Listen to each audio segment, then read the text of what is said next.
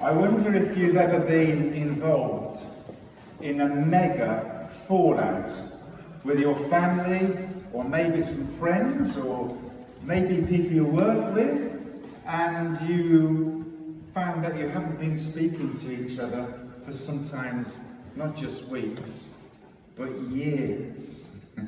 It happens, doesn't it happen? It happens in the soaps, and it happens in our lives sometimes as well. And over the years, sometimes it gets to the point where neither party can actually remember anything accurate about why there was a fallout in the first place. You ever found that? And yet the grudge goes on and on and on.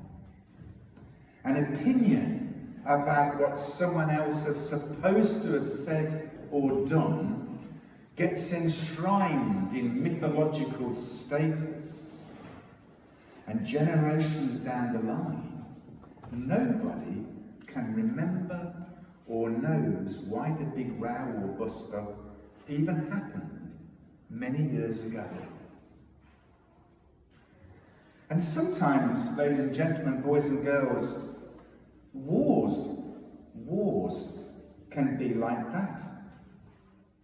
I remember being posted twice to Bosnia at the tail end of the conflicts there. And I'll tell you something, anyone would deserve a gold medal if they could work out what the really complicated causes of the Balkan conflict was in the 1990s, because nobody really knew. It was so complicated and very difficult to apportion blame. And not long ago, I saw the film 1917. Who's seen that film? It came back about a year ago. You've seen it, yeah? A few of you. You've got to go and see 1917. It's as if you're there in the trenches. It's a great film. I like it. And it didn't have a complicated plot, so I liked it even better. I can't work out complicated detective films at all. I'm lost. People think too quick for me. But that's a great one to watch. 1917. Go and watch it. Get it on Netflix, whatever. And after watching that film, I was left wondering about how many combatants and civilians in the First World War really knew the complicated politics and origins of World War I. And like personal disputes, once one scratches the surface, we sometimes find that things aren't as clear-cut as we originally thought. However, everybody, I think there was a greater sense of who was more in the right during World War II. You see, there was no hiding of Hitler's ambitions or dreadful racist ideology. He had to be faced head-on, didn't he? And if we hadn't have done that, along with other allies, then you and me, brothers and sisters, may well be living in the Third Reich now, with very limited freedoms. But quite apart from these theories, there were millions of people who in good faith signed up to the armed forces in both world wars because they believed in giving something of themselves for their country, giving themselves to protect not just their own family, but others who lived in the same street and town. And what about the millions of civilians who also worked long hours to keep the country going in agriculture and munitions factories and so on? And I conducted a funeral only last week of a lady that spent many hours working in munition factories during the war. But one thing is for sure, never in human history across the globe have so many suffered as in the two world wars. And there are wars today, as you know, dotted around the world, and we've recently seen the heartache created by the recent withdrawal from Afghanistan. And the results of that are on our doorstep as Afghanis are being sheltered and looked after here in our own town, in Newport Pagnell in the Milton Keynes area. But there was nothing like the 2 world wars in terms of scale and loss of life by soldiers and civilians alike. In World War I alone, it is calculated that there were 20 million deaths and 21 million wounded. Goodness me. World War II, conservative estimate of 75 million deaths of civilians and armed forces members. 75 million. That is the population, more than actually, of this country, of the United Kingdom. Just think of that. But today is more than simply a history lesson reminding us of what we already probably know. But we have to keep the younger generation, who are good enough to be with us today, brilliant, we have to keep them informed of what has happened in the past, since if we do not learn the lessons of history, we are condemning ourselves and future generations to repeat them again and again and again. And to me, and all of us, what's even more important today is to reflect upon the sacrifice that so many made on behalf of others. The sacrifice that was made in terms of sweat, blood and tears. A sacrifice made for me and you. And certainly regarding the last World War, without that sacrifice, we'd be living in a very different society today. And maybe Newport Pagnell would be surrounded with concentration camps. Who knows what would have happened? It's a sobering thought, isn't it? And it didn't happen that long ago, or within my parents' lifetime. And many younger people's grandparents' lifetime as well. That's the shuddering thought. We like to think we're so civilized in Europe these days, but this all didn't happen that long ago. And that's why we need to remember the causes and effects of war. And there aren't many left who remember these things firsthand.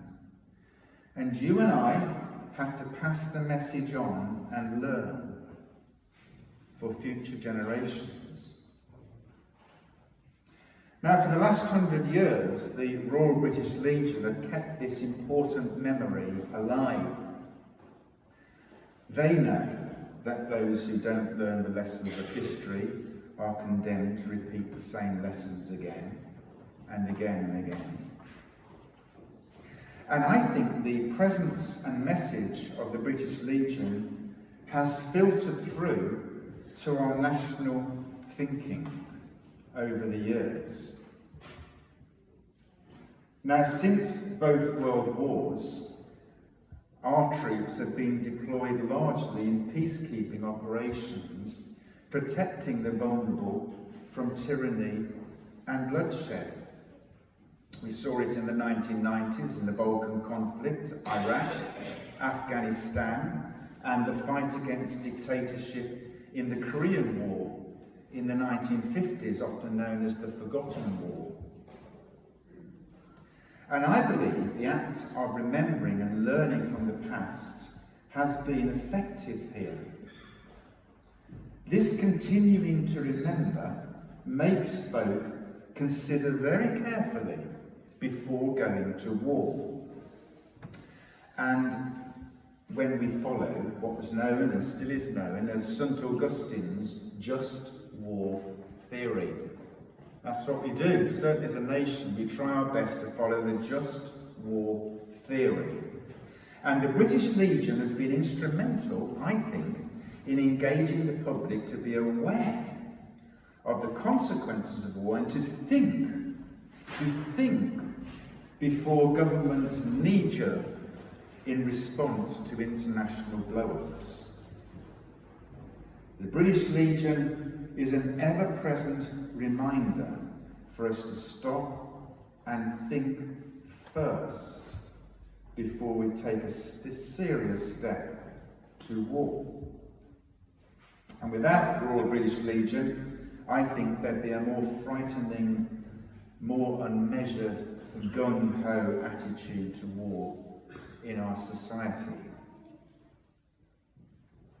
They turn our heads each year through these poppies and other acts of remembrance to what war is really about.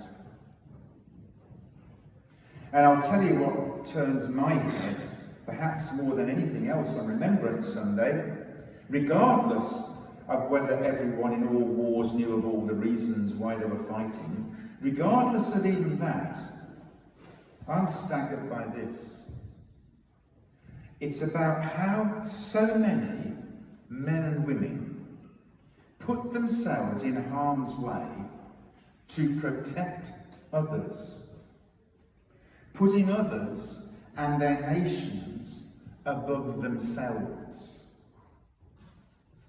They must have been scared, terrified, and vulnerable, but they're still engaged with the enemy and risked being maimed for life or killed.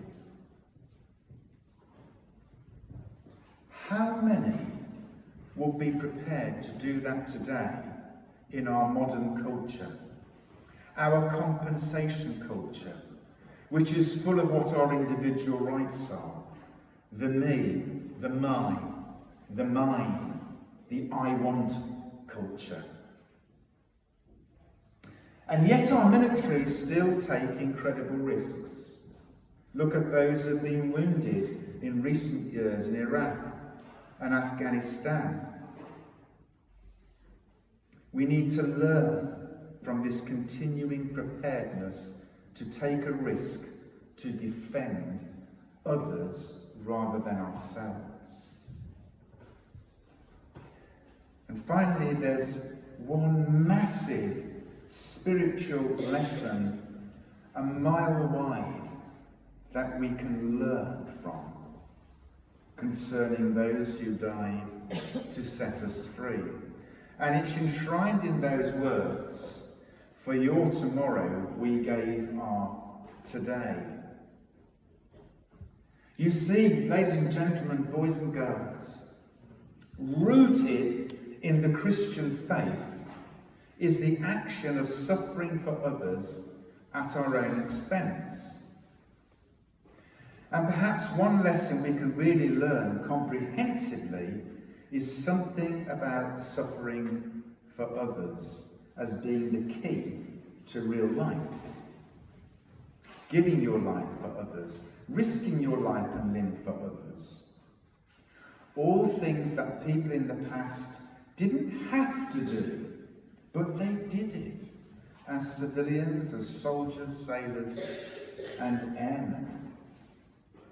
Now, isn't this a reflection of what God himself did for all mankind on the cross?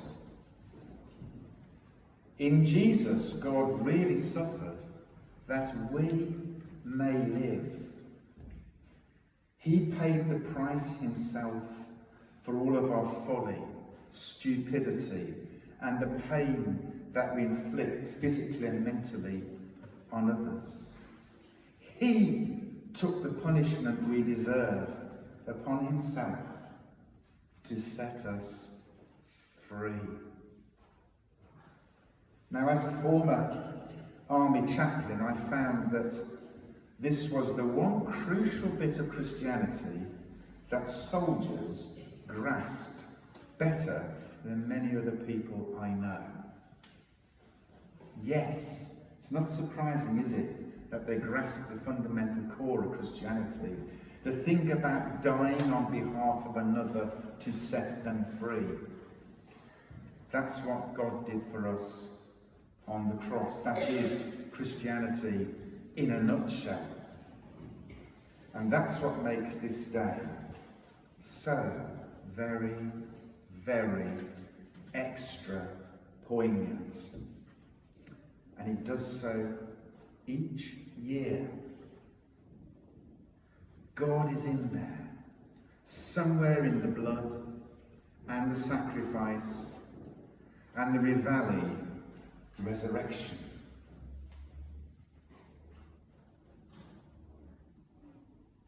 Amen.